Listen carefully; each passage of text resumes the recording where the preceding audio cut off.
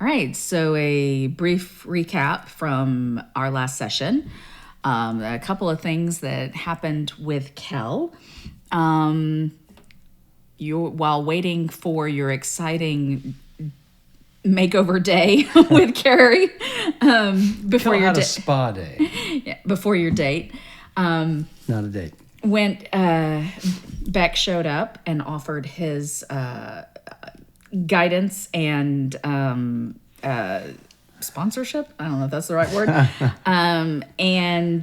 You discovered an apothecary run by a lovely couple, where they have all natural, no magic enhancing ways to work with your own body and your own effort to improve your performance. Beck let me use his GNC membership card there in Oathbreaker. Absolutely. And after that bit of had a bit of fun frolicking, and Beck also extended again the invitation to go on a walk along with him. Yeah. So that he said, hey, just come and find me, Yeah. or I'll find you. We'll find each other. That's going to be super cool. We're going to see kind of what a patrol. What it is like. to be on the prowl with a royal sword. Right.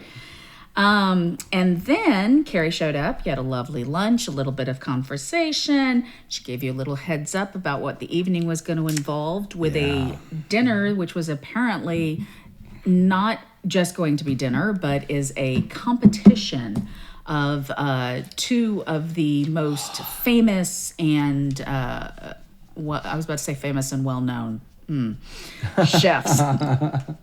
And she did mention also that Princess Athena would be there and gave some pointers on what could be. Golden Nectar Inn. At the Golden Nectar Inn, correct. And that will be followed by a masquerade ball at the, somewhere around here, I have the Wiltamer Villa.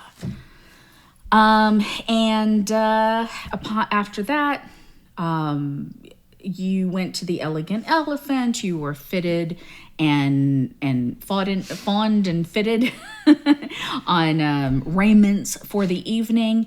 And you returned to the Lucky Leap Tavern, where Arlen had passed the day exploring the city for the second day in a row. And he has at this point apparently seen quite a bit and has started to meet interesting people and have interesting conversations. Yeah. The King's Games, 13 days away. Announcements and flyers regarding the competition. There is bustle and hustle and all sorts of preparation going on. And Carrie said and suggested that it would be a super fun outing for you, Carrie, Beck, and Arlen. To all go at it, have a go at it together. Go spend the day together. On the King's Games. Delightful. Quite delightful. And with that, Arlen, you're Kel, not Arlen. You've returned to the Lucky Leap. You're bathed and trimmed and coiffed and dressed and awaiting for Carrie's arrival so that you can depart for the Golden Nectar Inn. I think go ahead. Nope, please. No, I was going to say the last bit of his wardrobe, he's going to take his mother's ring. Okay. Put it on a little chain and drape that over hanging in the front of his outfit. Interesting.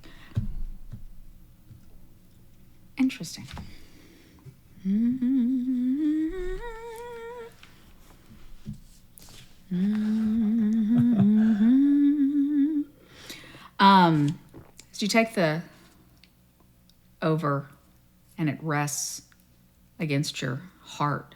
Mm-hmm. You feel a warmth and almost like a synchronization between the ring and the warmth, as it almost lets off a hum and synchronizes with your heartbeat. All right, we got to talk about that. All right. And you hear a light you've been pacing your room and practicing with your sword cane and making with sure the that walk. right. Can we do some moves? A little side shuffle, a little spin. He drops it. Oh damn! Don't do that. Making sure you remember some of the harvest dances and reels and things. Yeah. I'm pretty sure I remember the steps. He's ready to cut a rug. Yeah. Yeah. What are you doing? I'm gonna ask. Yeah. What are you doing with your axe? Oh, he's gonna leave it here. Okay. Yeah. All right. Just take it and set it, on the other side of the bed. Just right. I don't know why he doesn't need to hide the thing. Just rest it against the wall. Okay. Sure. All right. And you hear as it gets closer to the dining time, you hear a light knock on the door. Come in. And you see Arlen step inside. Hey, Arlen. Wow, look at you. Don't say anything. I was just gonna say you look really nice. Thank you. Good to see you. All right, Miss Carrie. Oh, she's here? She is. Right. You have a real nice time on your not date. Yeah, thanks. We will. Not a date. And you head downstairs. All right. Arlen follows behind you.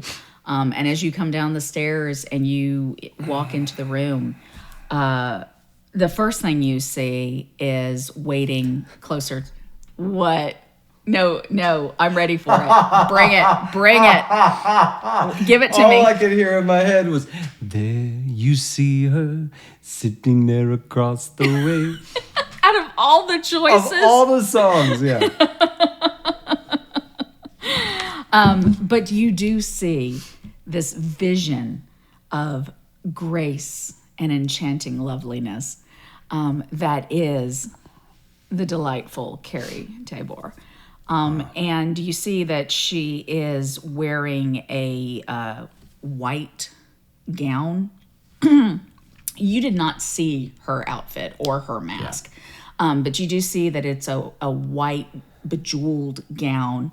But it's not gaudy. It's just enough that it reflects the light and just makes her look like she's just shimmering. Right. And you can see also that there are what look like white feathers, kind of elegantly, but they're so well done that it's a part of the entire piece. And so it doesn't look like they're just affixed. They just blend and flow. And her hair is done up, and there's a little set of matching jewels encrusted kind of in amongst her hair. Are we in the Lucky Leap right now? Okay. Yes. And she does, in fact, look fairly out of place. But at the same time, completely comfortable. And she's just looking around, smiling. And you see that a lot of this is the, not completely rough and tumble, but is definitely the regular man. And they're all kind of watching her. They look a little bashful. You could easily expect in a tavern like this with this kind of, that maybe there'd be a little bit more vocal, hey. Right. But there's... No, that was good. I totally... Hey. But it just seems like everybody just really enjoys watching her. Yeah. But not in a seedy kind of way. Just like, here's this vision of loveliness, and aren't we glad that we get to... Springtime just walked in the middle of winter. Yeah. Yeah. So, and you see that she's actually, by one of the tables and talking to a couple of the folks there. Head straight over to her. Okay, and as you make your grand entrance into the room, you see that the patrons all kind of turn, because this is obviously quite the spectacle between her and now you have stepped in with your flowing white silk robes adorned with this fine jacket. Yes, and tastefully inlaid with bits of gold here and there. and your fine cane sword as you have learned to kind of strut through. I won't even make you do a dex check to. Yeah, no, I appreciate that. And you start walking through, and now you get a lot of wolf whistles and whoa, that's a fine jib. I like the cut of your jib. I don't know. Medieval cat calls. I don't know. Anyway, but you actually do create quite the stir, and the patrons seem to now it's kind of broken this little woodland princess, spell that's been on them all of kind of hush, and the noise in the tavern goes back to like its normal levels. This is normally a pretty loud and rowdy place, and there's people, round of ale for the Dapper Dan, and shouts and calls, and he's wildly uncomfortable with this. Wildly. Make my way very quickly over to Carrie. You get applauses and everything, and she's standing there. All right.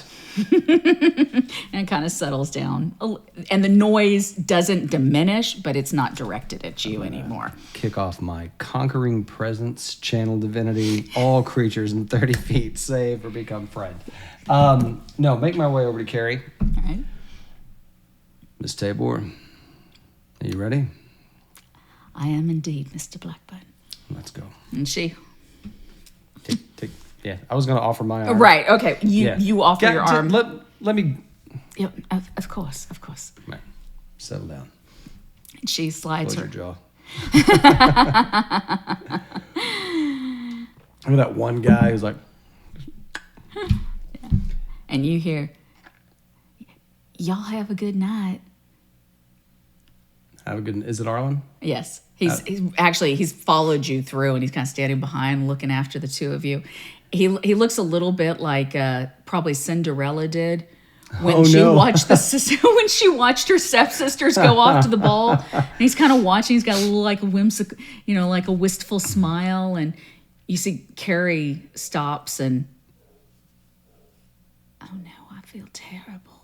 Don't, Arlen. I'll be right back. Have fun. You two have a really nice evening. Yeah, you too. And you see one of the inn patrons at this point says, all right, boys, and wraps their arms around it. You come over and sit with us, and we'll show you this great... Have you ever played Twinkle Toe Twice? Let's go. Because you don't want to be here for Twinkle Toe Twice. Let's get out of here. All right. And you head out, and there's a carriage waiting outside. Open the door for her, do all the right things. Oh my. This is going to be quite the... Listen, I've practiced a lot. No, and you hand her up into the carriage, and you both get in and you settle in. Yeah. And it... and eventually the carriage stops. And the...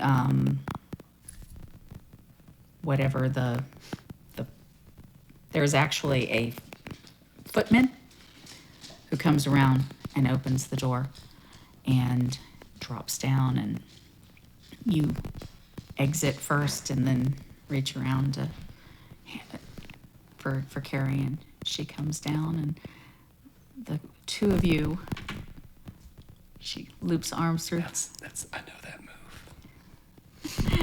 And you cut quite the dashing figure. And in front of you is a large, impressive, and absolutely beautiful establishment. It is a mixture of wood and stone. And the inn in Willow Creek, because of the fact that it's on the King's Road and it leads to the King's Forest and it gets the traffic, that is a beautiful inn, and you've been all over different parts of Algarion, but this is the pinnacle of fine establishments. You have never been here inside, but you are familiar with the inn because everybody who's traveled to Oned Beer and at any point crosses through this is, it's almost like a tourist spot just to come and gaze just upon. To come see it. Yeah. Come and gaze upon the Golden Nectar Inn. And you head inside, and you're led past a lobby area into what is the restaurant portion of it, where's the dining area. And it is carved pillars, and beautiful molded engravings all along the wall. It is. I'll use an example that you would reference, like going into the Grand Floridian. I knew you were gonna. I was like, It's in my head. I was waiting for a Disney reference. I was like, Yeah, there's the Disney reference. But it is this. It's that type of Right. that type of look. And it's like the way Be Our Guest was, but with better food. do better, be our Do guest. better, Be Our Guest. And in this part of you can see as you're led into the dining area, there are two cooking stations that have been set up, and you see behind them two individuals in each. One of them is a middle-aged human, but he's wearing a big chef's hat and the cloak. And the other one is actually, as you recognize, as a half ogre. But he is also dressed in You said half ogre? a half ogre. Good grief. He's not as huge, obviously, but he's probably a good 8. He's a half ogre. Yeah, he's a good 8-9 feet tall. So, Unexpected. hey, but you met, what's his No, name? I'm Would not, you? Joe's not judging. He's just like, tells like, that's not at all what I expected. Right. And you can see in their respective stations, and then it looks like they have sous chefs and around them as well. And these are their cooking stations. And you remember that this is supposed to be a cooking competition. So it looks like they are setting up and preparing. And then, as a central focus of this this room, there is a very delicately carved ivory gazebo that is obviously operating as a stage. Nice. And you can see there is a woman there. She has kind of short cropped hair, and she's actually wearing fairly simple clothing. But you do remember that Carrie had mentioned Dorian was the celebrated artist in the city and would be performing. Oh, okay. So you see her over there, and it looks like she has actually a variety of instruments around Nice. her, but it doesn't look like she has a band or anything. It just seems to be her on the stage, and she seems to be going around to each of the instruments and tuning them and doing different things. And at this point, you see other guests arriving. And as you walk in, a server or somebody comes and approaches you. Good evening. Good evening. It's our pleasure to welcome you to the Golden Nectar Inn and the first Clash of the Chefs. There will be 2 in your party this evening? Yes. Perfect. Right this way.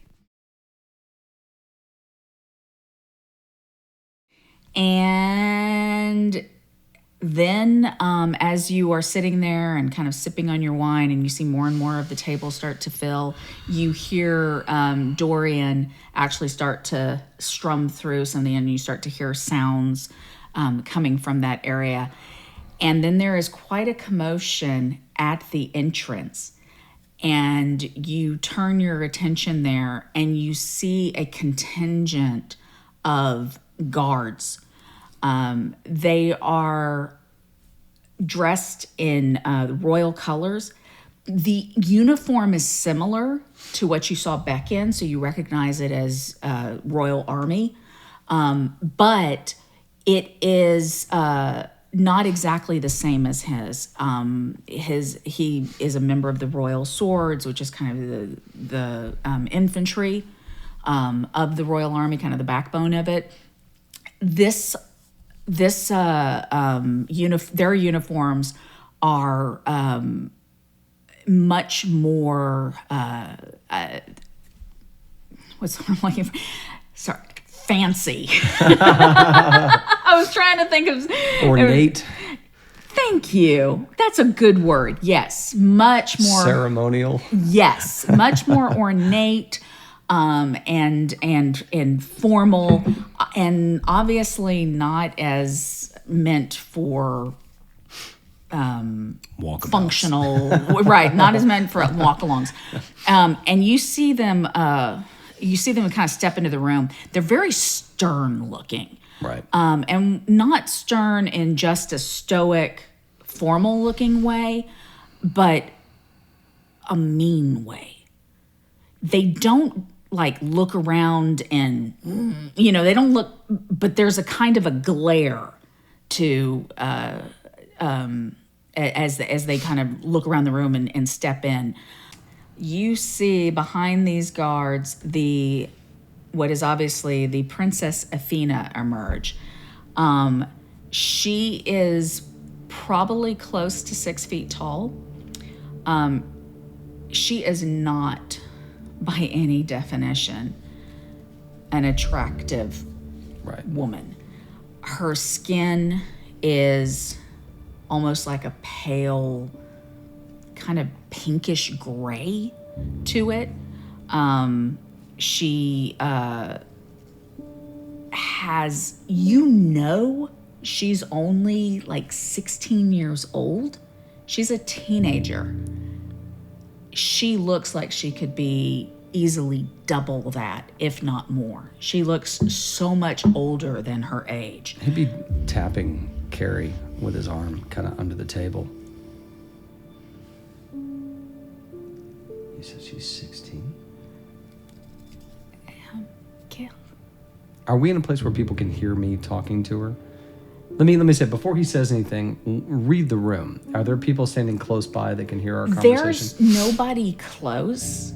And the tables are not like, there are quite a few tables because this is a big event, but they're not so close together that you whispering shouldn't be a big deal. But when I go... she immediately shuts it down? Yeah, it looks very uncomfortable. Just kind of nod. She also has her lips are kind of they're thin, but they have this. You get that she's not wearing makeup, but her lips look like almost like blood has been smeared across and just kind of dried and pushed in, because they're just this dark blood red color. But it's a natural color, and it's not a bright. It's a very, very dark, like dried blood would be. Right. She has these kind of the eyes are sunken, and there's really dark shadows, and under her hair. She is dressed like a princess, so her gown is obviously of the finest material. But her hair is just kind of like this straggly mess. It's very thin. It's kind of like how as you get older and your hair just starts to thin and wisp. It's like that.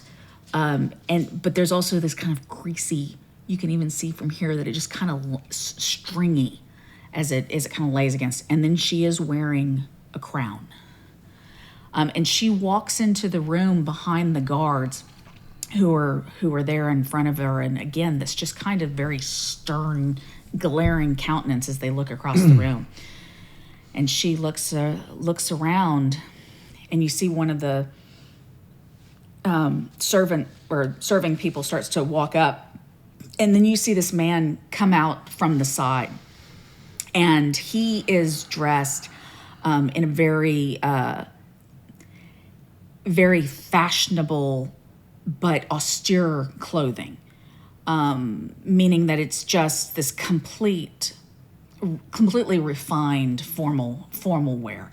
And he pushes, kind of holds up his hand and walks forward and bows very, very, very, very low.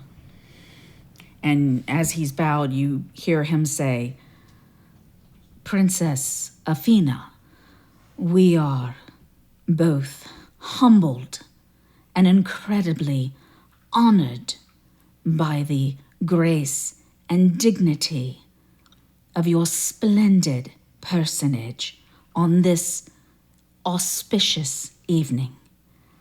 And I hope that you will find the evening to be as exquisite and tasteful as yourself.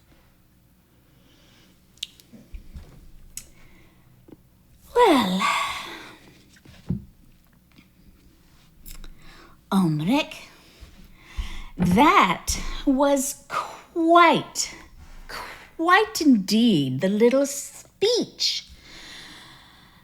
And hopefully the evening's repast has better taste than those offal of words that just fell off your tongue and that absolutely god-awful... What is that you're wearing? Was that last season? Oh, I don't know. That's giving you too much credit, isn't it? Get up. You look ridiculous just huddled over there. All right, where are you putting me? She's the worst. She's the worst. Is Carrie smiling like, oh, it's so good to see her? What is her expression? Glancing over like I'm adjusting and then taking in her expression. Carrie looks very placid. Like... Oh, just stone-faced? Not stone-faced at all. She looks... Yes. Okay. Very... I'm going to do the same thing. Right. We're here, and isn't this lovely? And oh my, how interesting. Aren't we all so... Aren't we all just about to have... So fortunate, yeah. Got it. And you see he rises up. Absolutely, my dear princess. And you see another serving person comes over and bows very, very, very deeply. Right this way. And they start leading her over to a table that is set between the two chefs' cooking stations. And as she's walking that way, you hear her as she moves through the tables. Oh, look, it's Lord Bondadirk. So, how's your wife doing? Because that's not her, is it? Oh, damn. All right. And eventually, and she does that throughout the thing of just making the tables of just... She's just making horrible rounds. Just cutting comments. She knocks out people at the tables. Then there's obviously nobility. There's serving people when they... When you said knocks out people at the tables, I was like, no. She just comes around like... No, with her... somebody with like a with her shitty one-liners is what I'm saying. No, but what she does do is at one point she's walking by, and you notice that for the large part, all of the servers who are present and any of the wait staff and different people who are there, they have made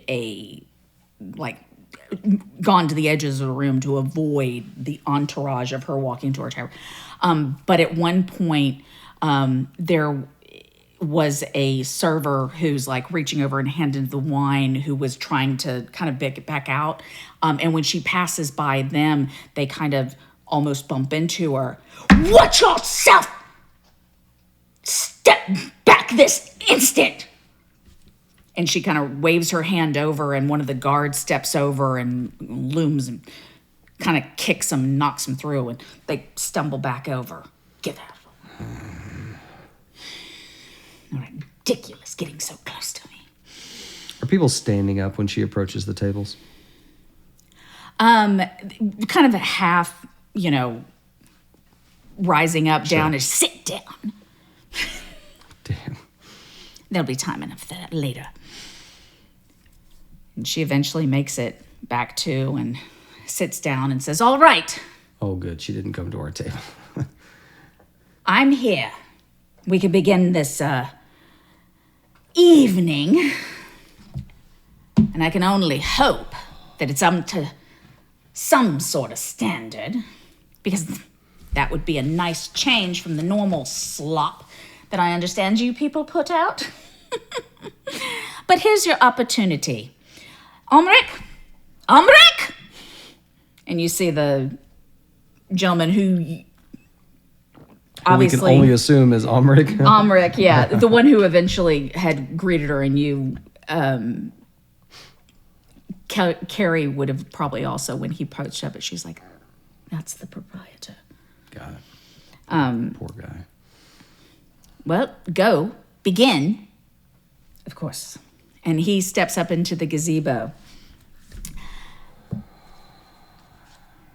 Ladies and gentlemen, it is my extreme pleasure to welcome you to the Golden Nectar Inn and its first presentation of what I hope will be many more Clash of the Chefs.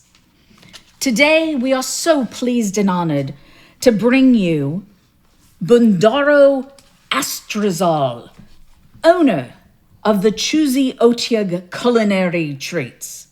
And he points to the middle-aged human on one side who...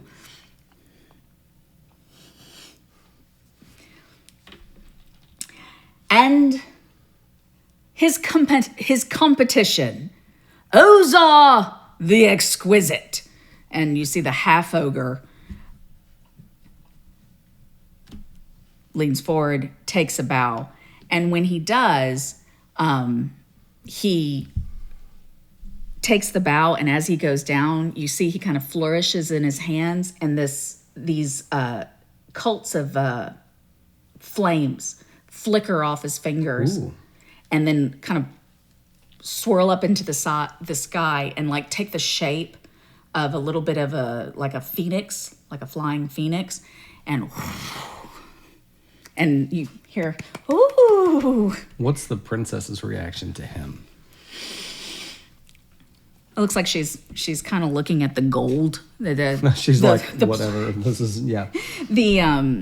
All the serving, the place settings. Thank you. Words. The place settings are made of gold, and it looks like she's looking down and she's kind of picking it up and love it. Ozar the Exquisite of the Weary Ogre.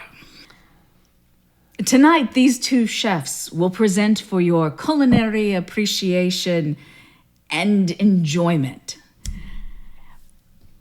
And the winner will receive the sublime honor of serving at the Royal Palace not only a dinner to the royal family, but as personal chef to our dear and lovely Princess Athena. And you hear this rip. I'm not going to try to make the noise as this fart. Oh my God. Who did that? Who? Smells like roses. It's going to be a race to lose this contest. I'll tell you that. Oof. Lord, what and you see what is Omric happening in this room? Does his best to not react at all. Without further ado, chefs, please begin your preparation of your first course. Each chef will be preparing an appetizer, during which time the preparation, serving, and imbibing of the appetizer, each guest in the restaurant will have the opportunity to be presented to Princess Athena and come into direct space of our beloved royal personage. So I know that you are all eager for this opportunity, and I will not keep you any further from it. So, chefs, please begin your preparations, and the lovely and incomparable Dorian. Is that her name? Is that her name? Dorian. And with that, Dorian starts to play, and it is fantastic. She is above and beyond, and you even have a moment that once she starts playing, you're like a moment of actually pure sheer enjoyment. Right. Before the princess again takes back the room. The chef starts. I was all like, oh, some music's going, the food's coming, but then. And at that point, the chefs start busily making and preparing the first course. And you see Ulrich and several of the servers start going around to different tables. And they're obviously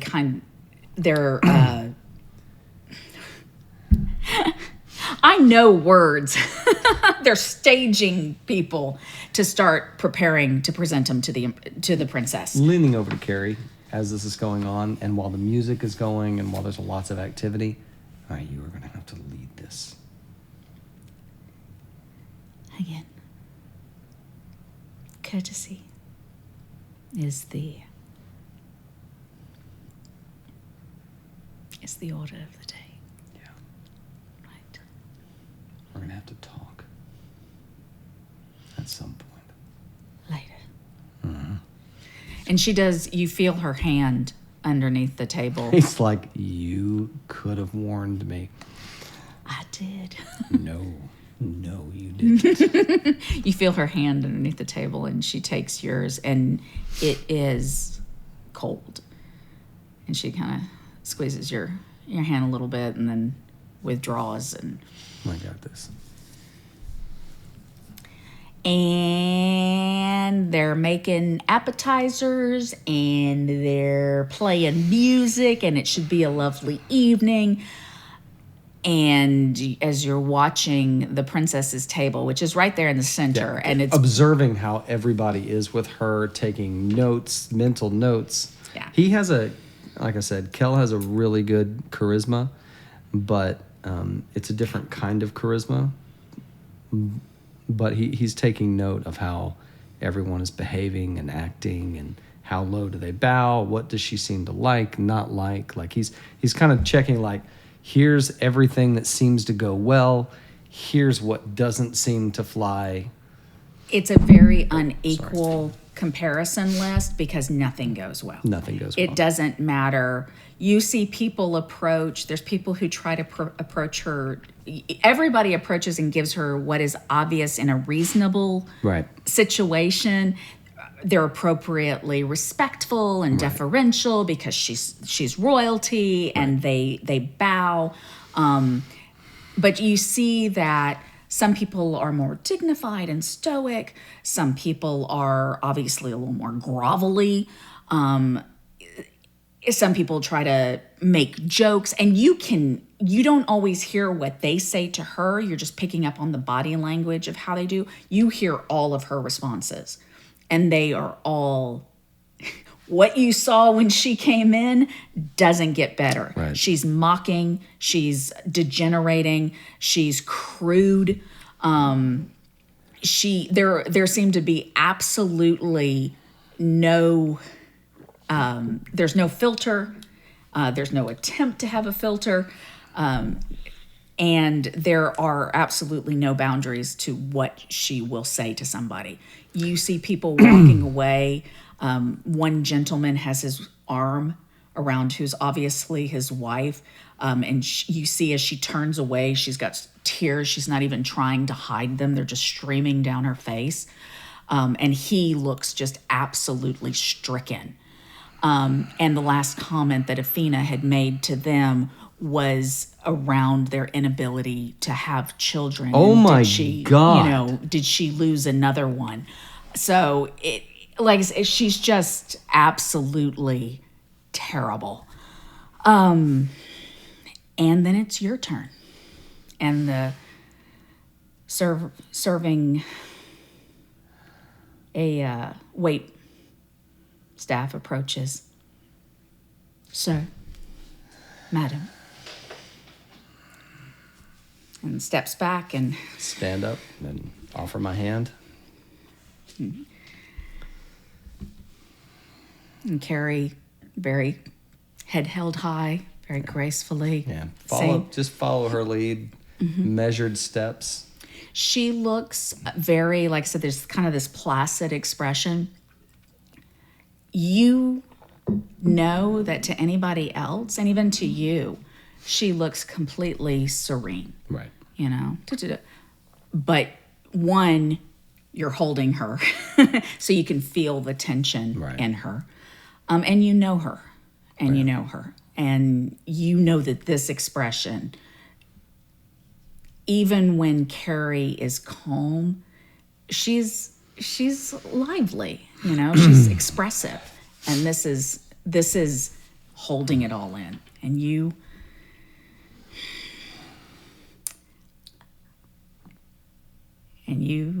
approach. Have people been bowing when they approach? Go ahead and do that as well. And Carrie with her arm on you as you bow. And I'm waiting for her to pull up on my arm a little bit to know kind of when to stand. And she goes into a very deep curtsy. And, well, that's a lovely picture. I didn't know that they taught you to curtsy at horse school. What's that like? Is that before or after they teach you to do that move with your mouth, the one where you open up real wide so you can, you know what I'm talking? And I'm not going to go any further because that's about as tasteless as I get. But she starts making very crude. Are you trying to hold back expression? I think his jaw would probably be clenching a little bit. There's a little ring hanging from the front of his thing.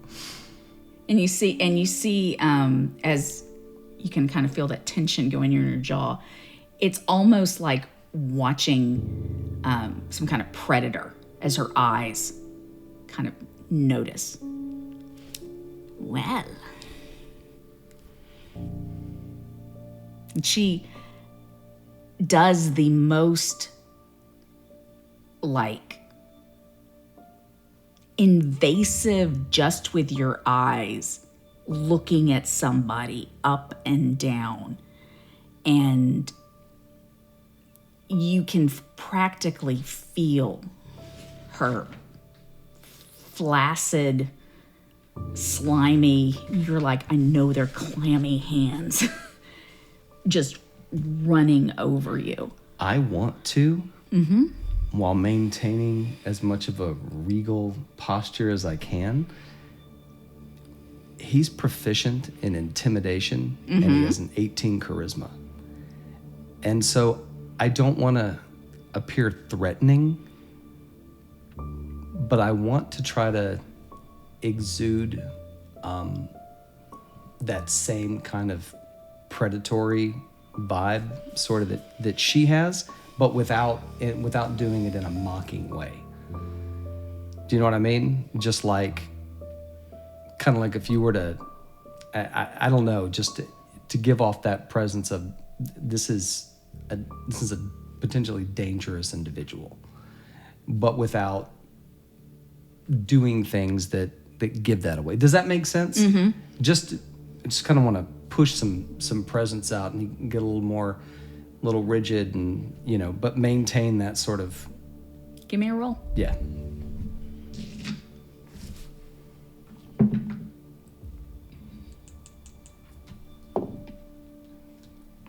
$24.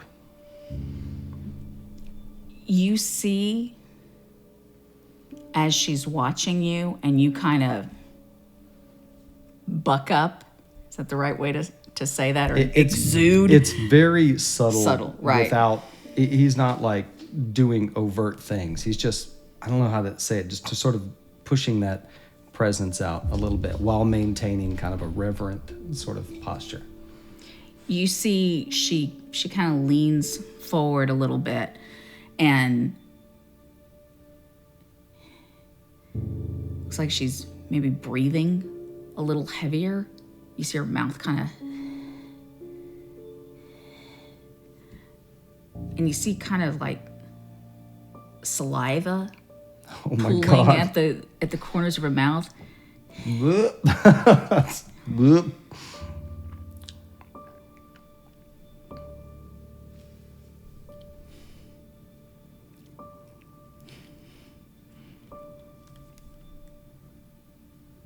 And he's just not saying anything. And she leans back, and one of the guards that's standing next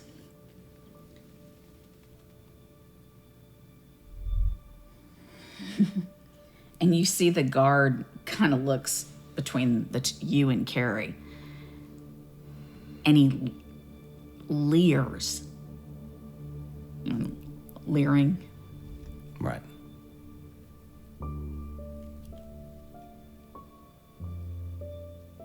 It was lovely to meet you. And you as well, Your Highness.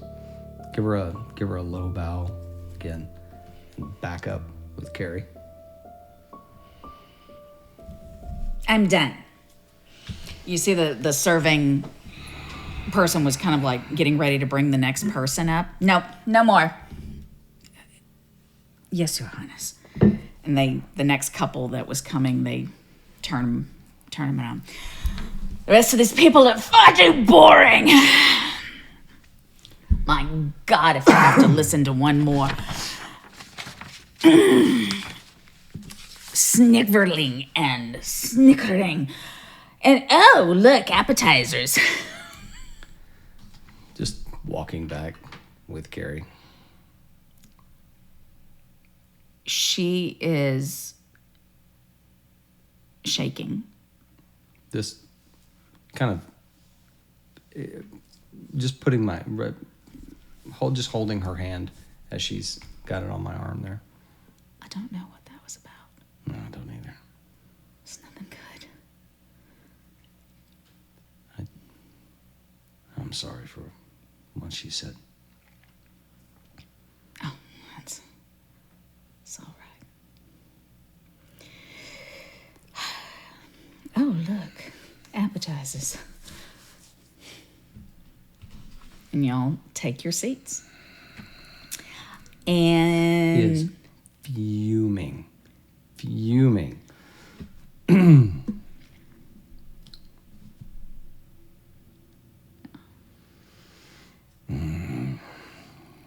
And the appetizer course passes. Is it good? It's fantastic. Oh, thank both dishes are. Well, I mean, these guys are great. they're amazing. It is really good. After you guys leave the princess, she's actually quiet for a little bit. So the conversation in the dining room, after a little bit, actually kind of goes to what you would expect it's obviously not anything compared to the Lucky Leap and the rowdy conversation going there, but it's what you would expect in a fine dining establishment. Low murmurs of conversation as people continue to talk, and Kel's gonna try to do the same thing for Carrie that she did for him. Okay. Whatever he can to make her comfortable, to talk about the food, to tell that joke that he knows, to try to comfort her as much as possible. Alrighty. When all he wants to do is go over there and throw rotten fruit at this horrendous individual that offended his dear friend.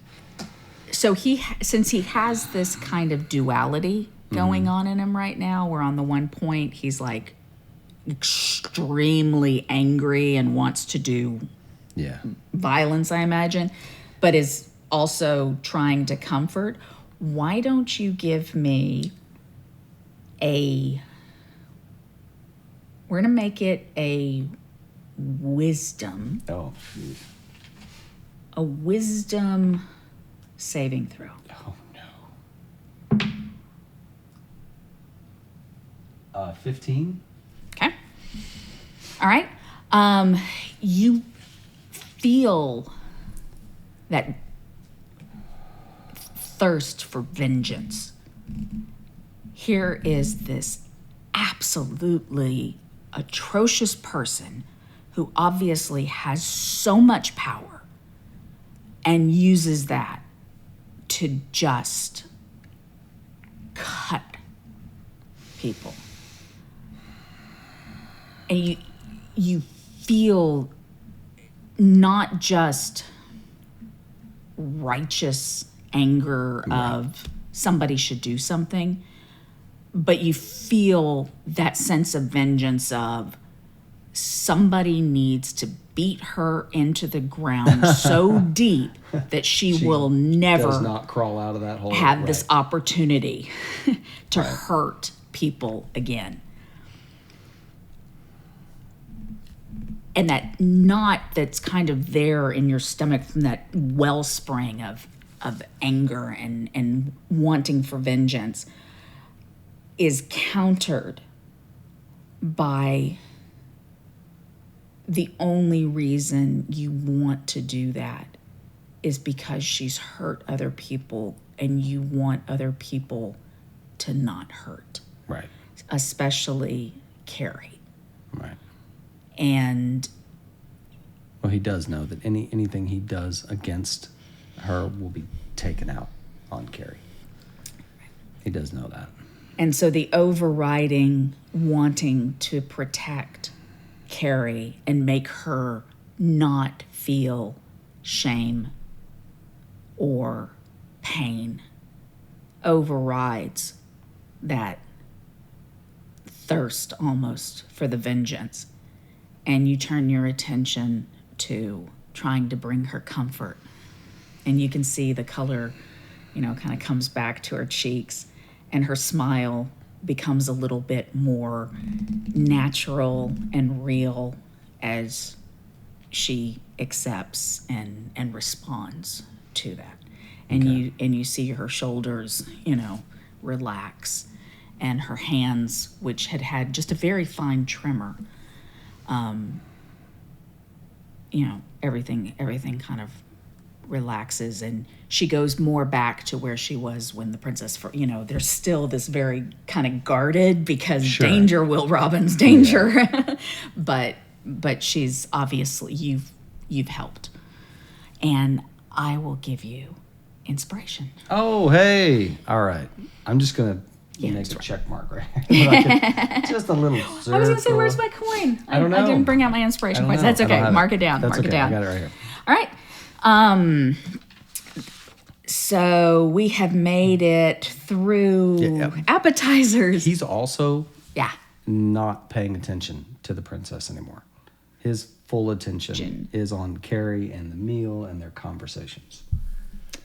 So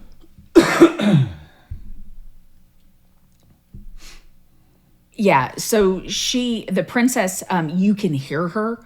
Yeah. She eventually does start back up. She's throwing insults and just mocking the two chefs because she's sitting right there as they're approaching. She makes fun of the music. She makes fun of Dorian as she's performing just for her general appearance.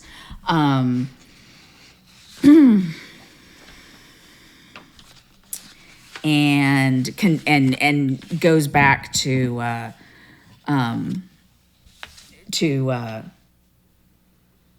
basically just being crappy to everyone, and you can hear all of that going on. The next course is a soup. It's exquisite. The evening kind of continues on. When it gets to the point after the soup has been made and the chefs are making the main dishes, you may have had your attention focused on Carrie, maybe even looking at her through most of this. But you start to hear the two head chefs sounds like they're arguing, going back and forth.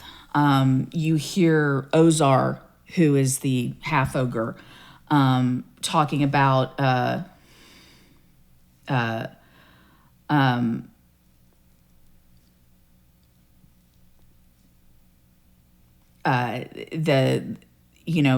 it sounded like he was asking some questions of Ulmrich, and the other chef starts belittling him about, why do you need to bother him? That, of course, you can't even do this. We've known for years that you're the lesser man and I'm the better one. And what do you mean you're the better one? This is what this is going to prove. And of course, you just can't keep your mouth shut. And they start just going back and forth about arguing about they start accusing each other of cheating. I mean, it's just this bickering that starts out just going back and forth and gets louder and louder and more heated. And it devolves into just this personal attacks and no one could expect anything more of a half ogre. I'm surprised they even let you out of the pigsty. Okay. And you see Athena is just sitting there and she's just grinning like a, satisfied cat fiend and laughing about it. And she's like, oh, are you going to take that from him? Because, I don't know that I disagree that half ogres perhaps. And she's basically egging the two of them on as they get louder and louder. And you see the rest of the, most of the restaurant, the diners are kind of sitting very quietly. A couple of people look like they're kind of like snickering and enjoying the show.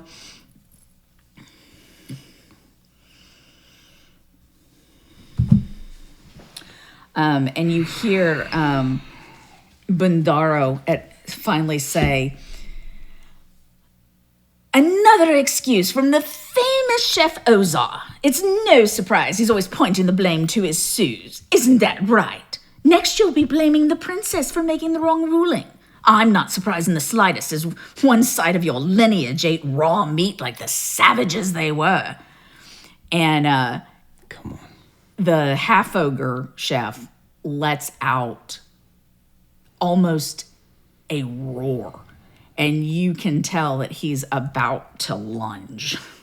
Go ahead and move to the edge of the table. Mm-hmm.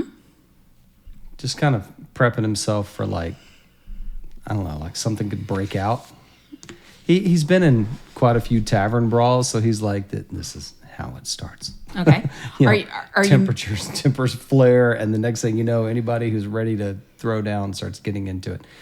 Yeah, right. He's just... but you're staying back at your table and you're not... I'm staying back at the table. How far am I from the chefs? I'd say probably 15 feet. Am I 15 feet? Mm-hmm.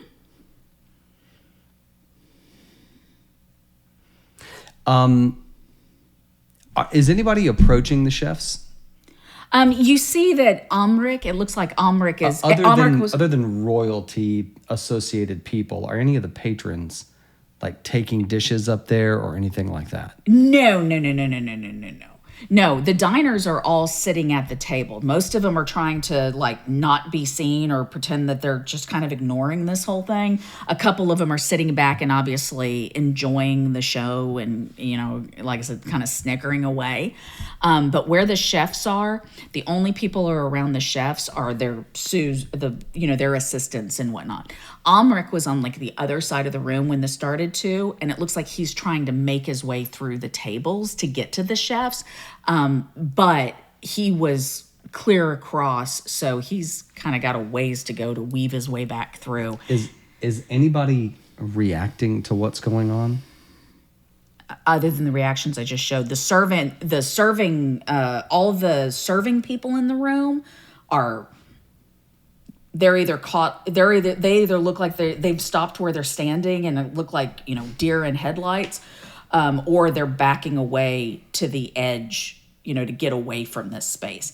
And the royal guards around the princess are just kind of standing there. It looks like they look like they're just sitting there standing and watching and smirking. And the princess is just giggling at this point. And like I said, continuing to kind of egg them on of, are you going to take that from him? And looks thoroughly entertained and amused. Is there... do I have food on my plate right now? Yes, you have. We'll say you have the soup that however much you had finished or cleaned or whatever. There's a bowl of soup that's finishing up.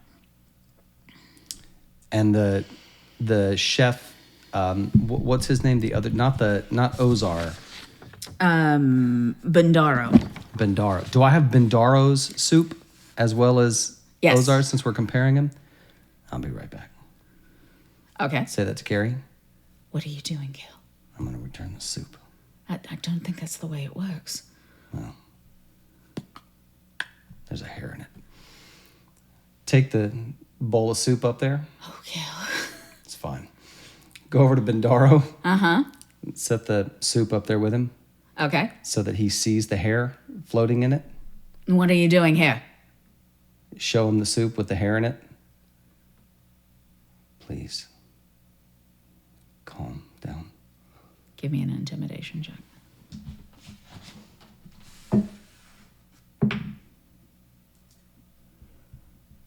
$21.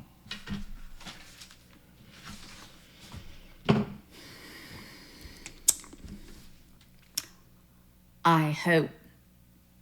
And he takes the bowl from your hands and kind of passes it to side, putting a napkin like over it as he kind of places it and get rid of this. Points it, and one of his assistants takes it. I hope that the soup was to your liking, sir.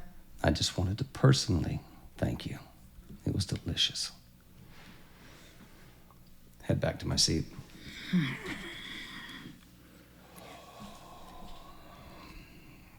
You see Ozar, as soon as this kind of happened and Bendaro backed off from him, Ozaro very quickly calms down as once he's no longer kind of like got this in his face. And he's just kind of watching. Immediately go back to just talking to Carrie, and I had to personally thank the chef. That was amazing. Well, that was delightful. But you know what would make this more entertaining? Because what we've seen here is we have two chefs, and the most important part of being a leader, like my own dear father has often told me, is being able to inspire others and give proper instruction. You see the princess kind of stands up and points to your table. You and you. And she spins around in a circle and stops and is randomly pointing at another. And you. And you see it was the couple from earlier. With the lady who was... Mm-hmm. You two are going to be our chefs. Come on, isn't this exciting? It will be up to you. She doesn't know I make a mean apple pie. Watch this. to finish the dishes and decide who lives and who dies. Isn't that fabulous entertainment? Everybody? And she looks around and she's just got this crazed gleam in her eyes and this like just wild grin. And you can see everybody's kind of sitting. And the two chefs have just frozen solid. I think it's going to be great. So come on, hurry up. And you see the guards around her start making their way over to the two tables, over to yours and to the other diners.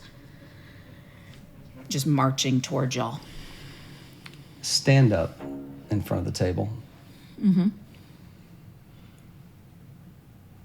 How's this supposed to work? Come on. And he grabs one of them grabs your arm and the other one comes around to the side where Carrie is and kind of grabs her. And I'm so sorry. We're about to get ourselves arrested. As soon as the guard grabs him, grab the guard. We're not doing this. This is wrong, and you know it. You know it. What the princess wants, princess gets. And he puts his hand over yours. Do strength, contested strength. I am going to use my... Oh, God, I'm not going to do that. God, I'm not going to do that. Contested strength. All right, let's yes, do sir. that. What is this, athletics? Yeah.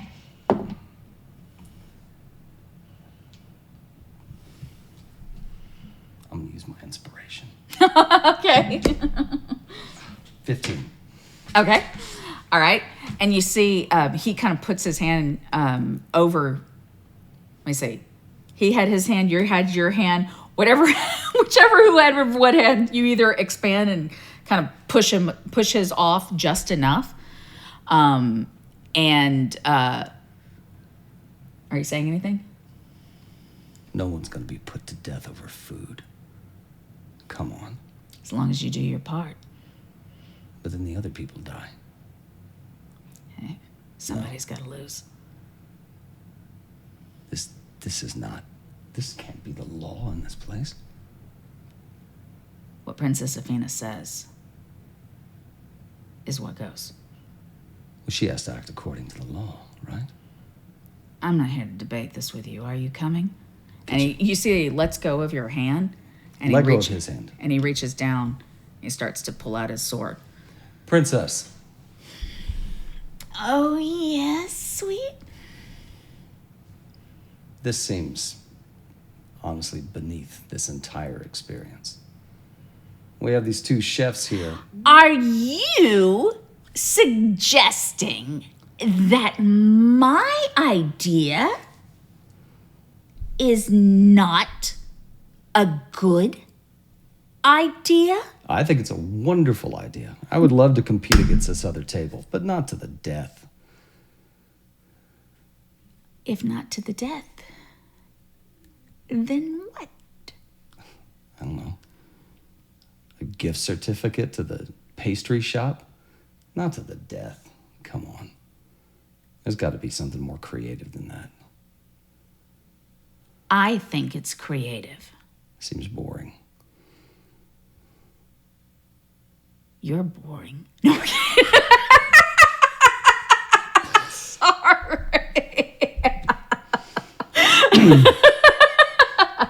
I am not. No, he doesn't. It seems boring. Not to the death.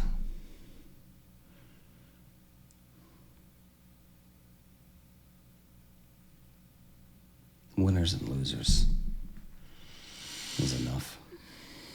Please. I am a terrible cook.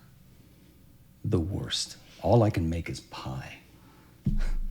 And it's not even that good. I'll cook my heart out for you. But there's no way that I could best these two. And I certainly don't want to die today. Well, you're not gonna die. One of them. They'll tell you how to make the dish. Because if they're good chefs, they should be able to instruct and guide you. And what if both dishes are equally grand? That is an excellent idea. Both dishes must satisfy me, or both chefs die. A really good idea. Not my actual suggestion. You feel on your back, the guard, you feel the sword digging into your back. I think it's time to cook. And you see the other two guards have gone over to the entrance of the dining room, and they head over to the chefs. You see Carrie following behind you with the other guards, and you see from the other side the other couple being led to Bandaro. And the two guards are with them as well, leading them up there. They did not require swords at their backs to get up there. The older gentleman's got his arm around his wife as they're leading up, and they head over to Bandaro. Go to the ogre? Mm-hmm. Is there a way that we can make the same thing the same way? Or that you could make both dishes? Serve that.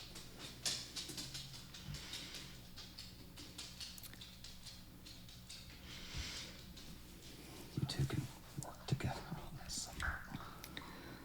Bandaro has to recognize the importance of working together on this. I will make sure that he sees reason. I'm sorry for the display. It is always the excitement. Now, I am ready. Prepare your dishes. All right? And you see Ozar look over at Bandaro. Give me, never mind. You don't need a perception check. You're probably watching pretty closely. Pretty intensely, yeah. Yeah. You see Ozar look over, and because you're watching so closely, you see that Bandaro is kind of looking a little shell-shocked, actually. And he kind of gives a little start. And it looks like he starts to kind of look over at Ozar, and then is looking down and starts kind of messing around with the things that let's get there. And you see Ozar is just watching Bandaro, and he starts moving, and you can see that the two of them are pulling out the same set of ingredients. Looking at the other couple, Mm-hmm. seeing if they kind of understand. They are just sitting there kind of holding each other, looking absolutely terrified. You see the wife looks like she's about to burst into tears again, and he's just focused on soothing her. Well, what's the holdup? I want my dishes. Why don't we put a little bit of a timetable on this? Because this seems to be taking an awfully long time. Let's begin the time now. And remember, you chefs are supposed to be instructing them, not doing the work yourself. Why are you messing with that? And why are you messing with that? You need to be telling them what to do. Or I call this that you both lose. And then we know what happens. Oh, that's right. We get to say, off with their heads, off with their heads. That's the best part. I love that part. And this sword cane is functional, right? And at that point, when she kind of throws this last little tirade, you see Ozar and Bandaro both kind of raise their hands and take a step back.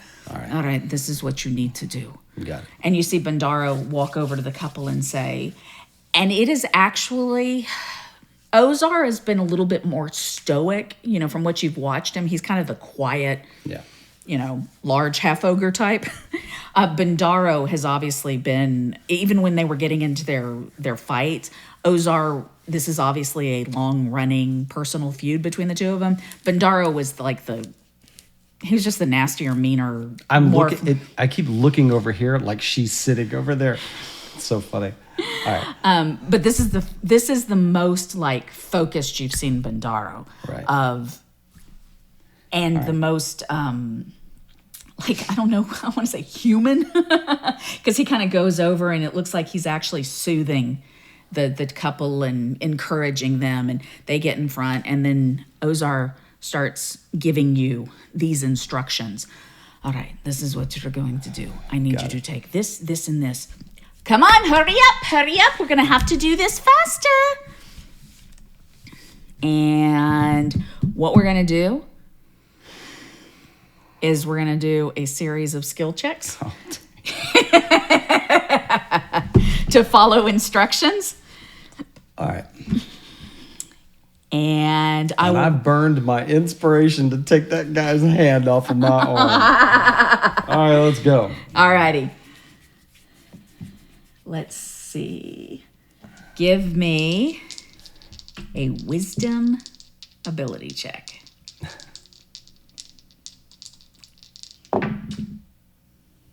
Ooh, 6. Really? Yeah. Okay. Let's give. Wait a minute. Do I have like? Hold on. I'm used to. Just got through playing a ranger. I'm like, do I have enhance ability? Guidance? No. Guidance. You're a paladin. Oh, the conquest. Oh, that's right. Paladins don't normally get cantrips. Okay. I just want to crush evil. Yeah. Well, how did I wind up in a cooking competition? I got your guidance right here. Yeah, how did I wind up in a cooking competition? What the heck? Can I wrathful smite the ingredients? All right. Ooh. Oh, hold on a minute. Enhance ability? I will give you a second to... Hold on a minute. Mm-hmm.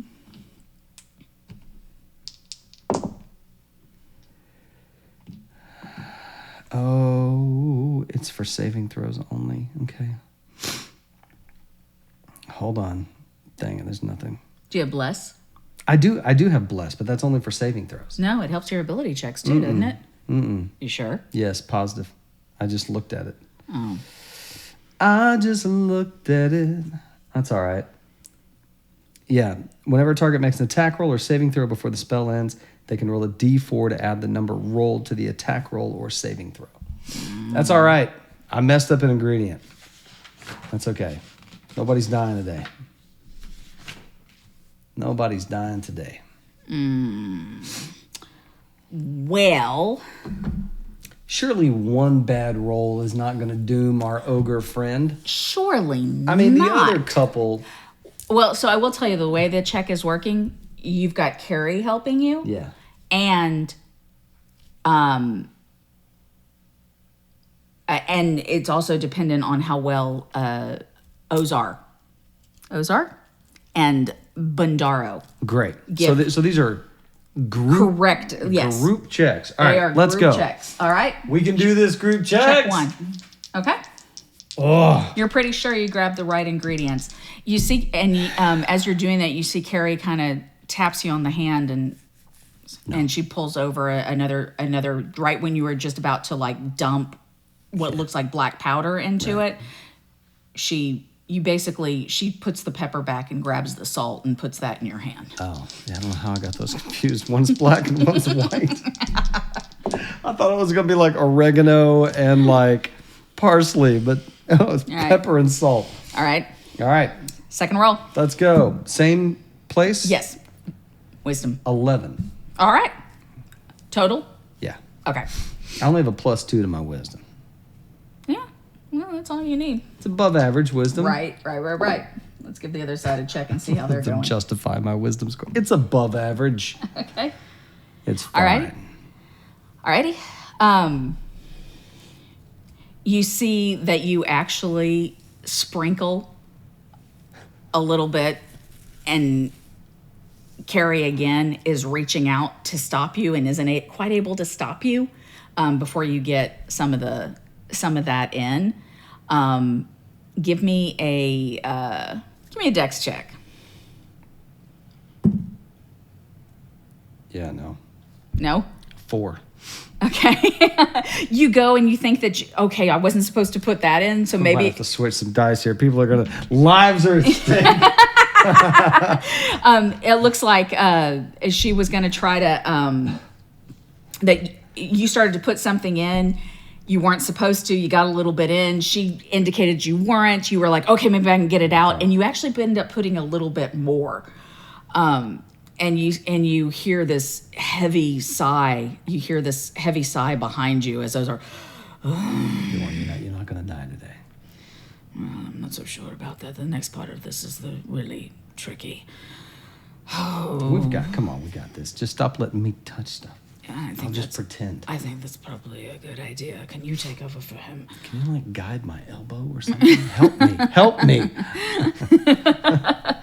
Right. Leadership, man. Last check. Oh, jeez. What's the check for? Wisdom, same thing. God. Give the other half. A 10. Okay. All right. And you just hear this defeated sound from Mozar. I told you. All right. Are we done? It looks like we're done. It looks finished anyway. How about that? We can all say that. All right. I want you, and she points to the other man, and you. Actually, no. You. And she points to the woman. Serve me.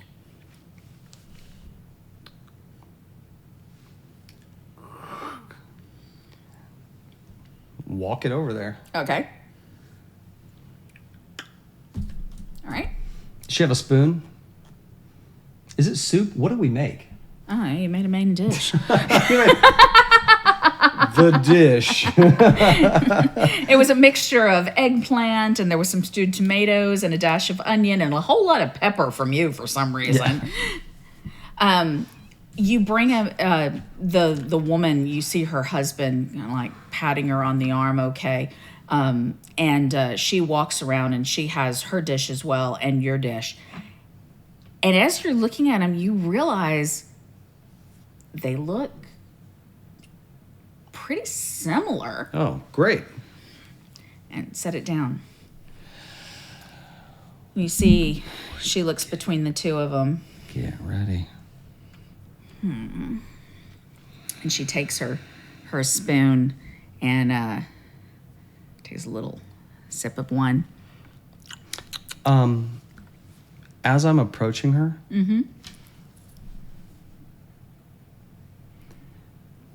I want to use divine sense. As he's concentrating on her. And she seems... He's trying to determine, is she more than just the presence that she gives off? So it will know the location of a celestial fiend or undead within 60 feet. Okay.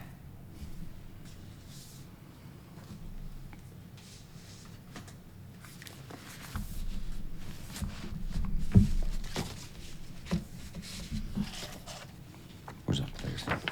I just had it. Oh. What happened? No, I was trying to determine how that...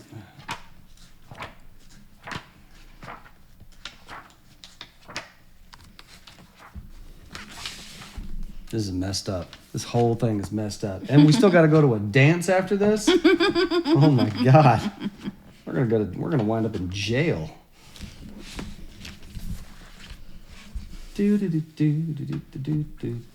Oh, equal to 1 plus your charisma modifier. That's how many times you can use it. Okay, good. Right.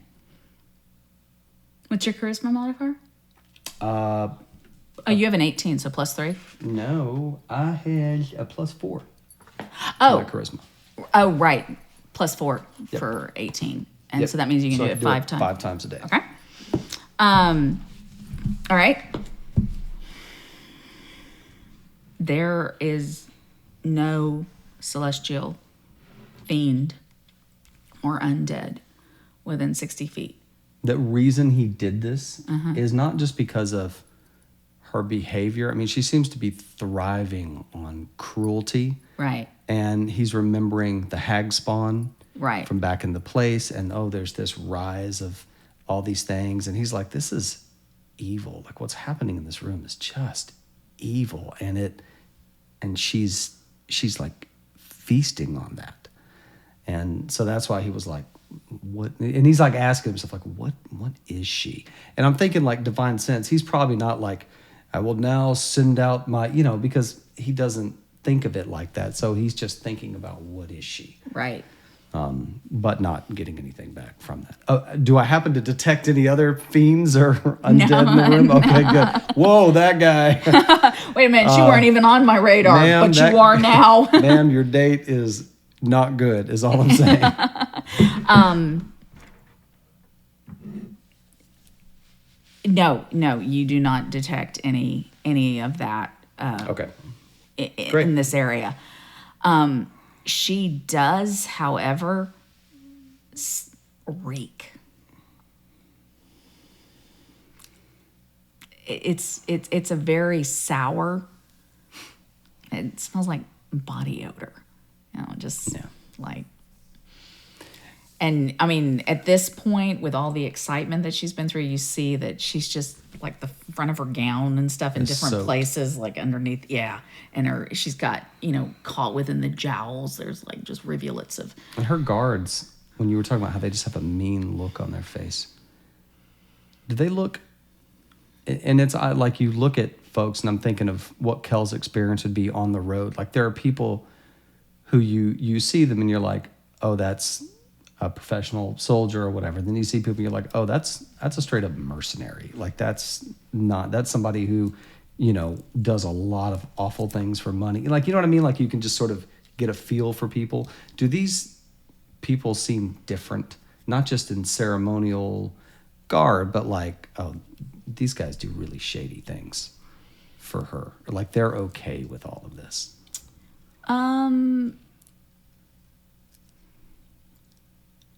I'd say, yeah, you definitely get, just because as you kind of, you had already, I mean, you had the interaction with the one guy in the conversation, and that was obviously like, he didn't seem to have any problem with this. There was no hesitation from the guards when she started talking about, okay, we're going to do to the death.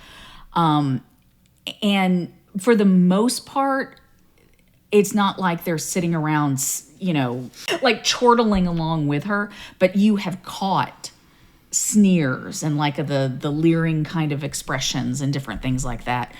Just a general sense of kind of ugliness. Right. And yes, you have no doubt that if she said, kill everybody in this room, They would do it. They would do it without an ounce of hesitation or any kind of thought toward compassion. So, and you see the princess taking her. Step back. Okay. And stand next to her, the lady.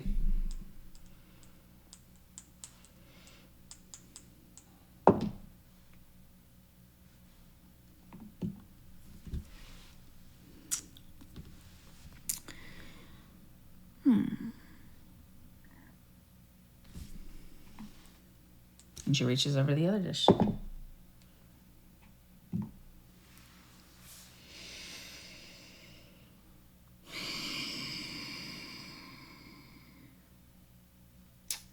Wow.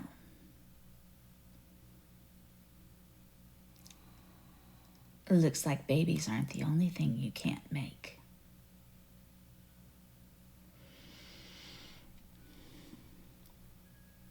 This was the woman that she was giving. No, I know. Okay. Okay. But you, passable. So,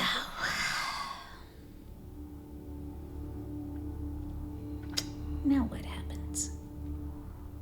I said 1 makes me a dish. And if I like it, they live. You said they both have to make a dish. And if I like it, they both live. But I only like one dish. Perhaps an opportunity to show how merciful you are. And I'm saying that very quietly.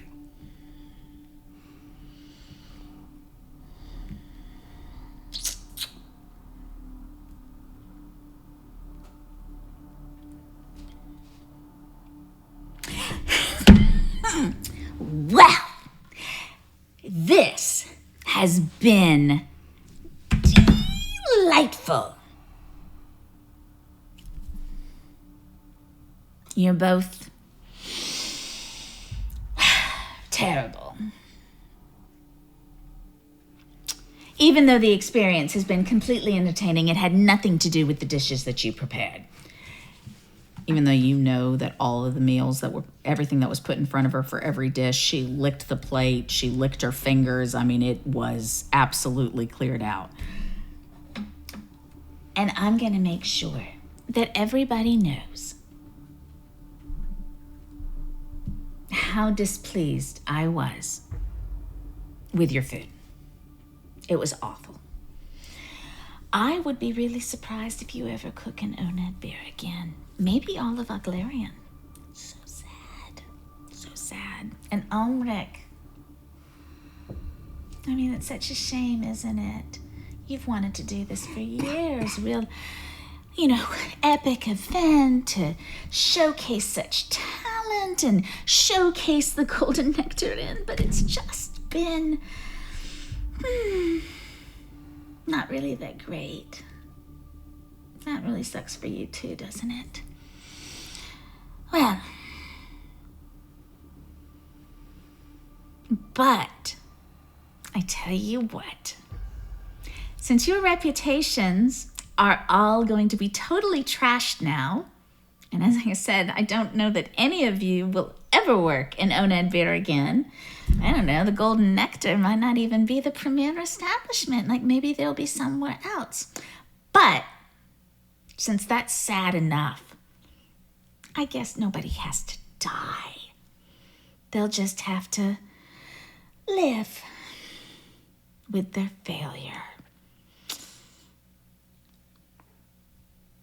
But it was entertaining. And she stands up. Good night, everybody. It was, a thing. She spins around and you see the guards all fall in beside her and head out. Look over at the woman sitting next to me. And you see she just kind of starts to collapse. Catch her. She leans in. You see her husband. As soon as Athena is like far enough away and the husband comes running around and kind of grabs her and she just collapses up against him. And I am so sorry. He just shakes his head and buries his head in his wise. And you feel a little hand come into yours. Oh. It's Carrie standing next to you. Well, I would call that a victory.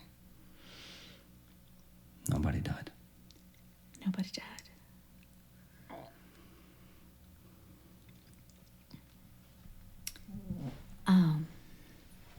Right.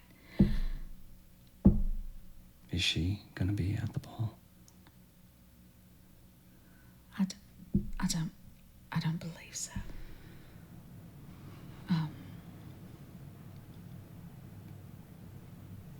I think I'm gonna freshen up. Yeah, I'm gonna do the same. We'll meet you. How about I meet you outside? We'll get in the carriage and head to the ball, or actually it's not too far from here if you'd just like to. Maybe it'd be nice to walk. I would love to walk. All right. I'll get our masks once we meet outside and send the carriage home. Whatever, we'll figure it out. It was a little more eventful than I expected, even for... Anyway, we'll talk about that later. All right, I'm gonna freshen up, and I'll see you outside, Cal. See you outside. You see her head around. Everybody kind of starts coming back to consciousness as they start slowly moving. The servers who had all kind of just cleared the space start very tentatively and timidly moving around. You see that the chefs are doing what? I was gonna say, so the two chefs have actually, it looks like they're coming to, and they're talking very, very quietly together. She's gone? Yes. The guards are gone? Uh-huh. I'm gonna start applauding for the chefs and making it very obvious that I'm applauding for them. And you see as you start doing it, and looking around at everybody, like, clap. And you see, as that kind of happens, you see people look... I'm gonna straighten my back up like I'm very proudly... Right. Applaud. Because, I mean, they cooked a great meal. They did. And they put up with this nightmare experience. And I'm gonna give them a round of applause. And you see people look around, and they're very... At first, they just look startled and confused, and the two chefs look at you, and seeing this very sincere appreciation, they just both nod their heads, and as you're sitting there applauding, you hear, a clap here and a clap there, and then more claps. Yeah, and come on. It does. Come on, let's go. As more people join in, the clapping gets louder, and it fuels the energy, and you see the servers move forward, and you see Almeric, and he nods to you, and he moves to the center, and he bows very deeply to both chefs, and then applauds his hands, and you hear at this point most of the restaurant has stood up and is applauding the chef. The fires of rebellion have been lit. No, but it's very sincere. He's like, what a heartbreaking thing that she did, and then said to these folks. So showing appreciation is important. And as Almeric finishes up, and he kind of holds up his hands and calling for quiet. Chefs,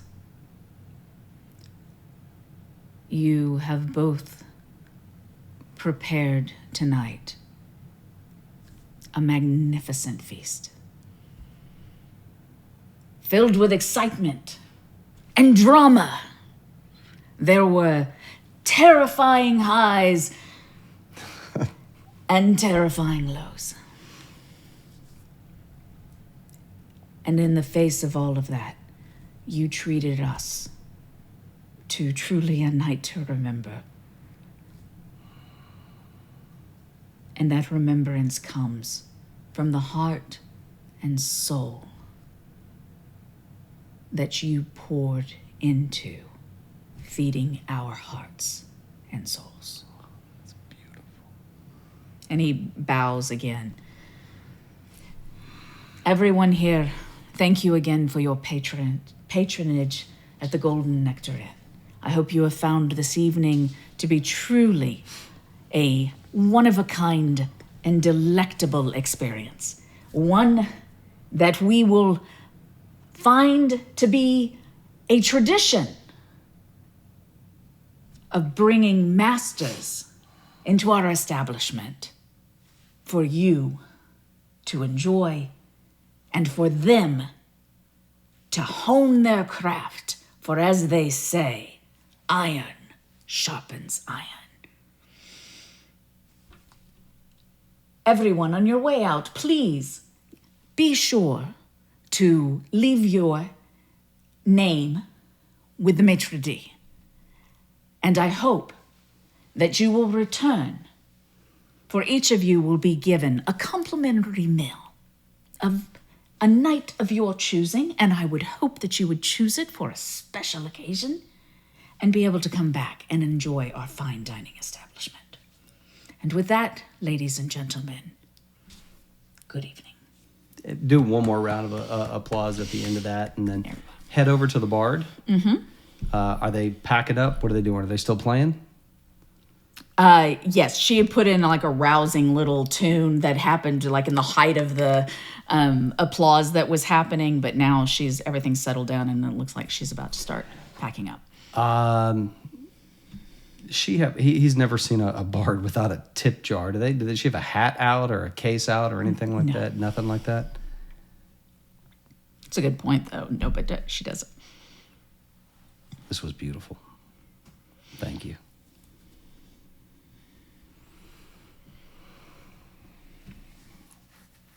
All right. Are And you taking tips? No? Doing better than any other bard I know. All right, waiting on Carrie.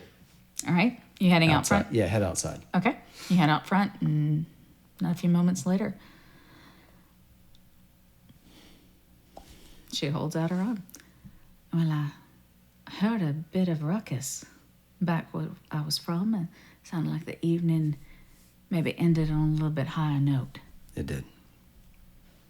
You're a good man, Kel. Well, takes one to know one. No, I don't mean a good man. I just mean that. Anyway. Thanks. She kind of pats your arm and, all right. Well, at least it's a clear night and a good moon to light our way.